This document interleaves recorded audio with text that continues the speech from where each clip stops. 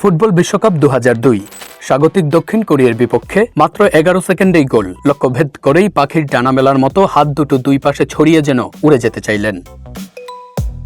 সবাইকে চমকে দিয়ে বিশ্বকাপ ইতিহাসের দ্রুততম গোলের মালিক বনে যাওয়া সেই ফুটবলার তুরস্কের হাকান শুকুর।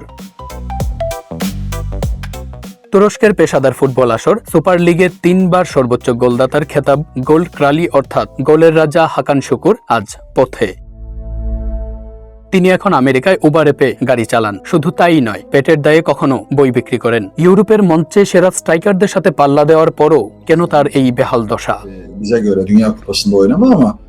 তুরস্কের ইতিহাসের অন্যতম সেরা ফুটবলার হাকান শুকুর দাবি করেন, তুর্কি প্রেসিডেন্ট রিসেপ তাইয়েপ এরদোগান তার কাছ থেকে সব কেড়ে নিয়েছেন।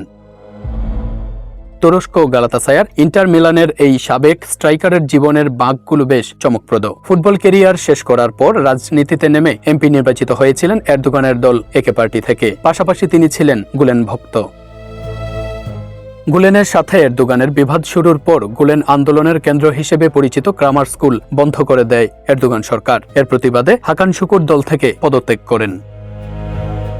তবে কোনো এক রহস্যজনক কারণে রাষ্ট্রীয় মিডিয়ায় তার নাম প্রকাশিত হয় দেশদ্রোহী ও ষড়যন্ত্রকারী হিসেবে। তুরস্কে তার বাড়ি, ব্যবসা ও ব্যাংক অ্যাকাউন্ট সবই বাজেয়াপ্ত করে দেয় এরদোগান সরকার।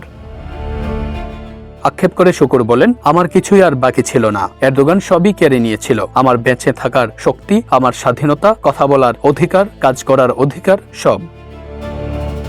তবে দেশে ফিরতে বেকুল শুকুরের সহসাই দেশে ফেরা হচ্ছে না, বরং আমেরিকায় আর যাই হোক খেয়ে পড়ে বেঁচে আছেন তিনি।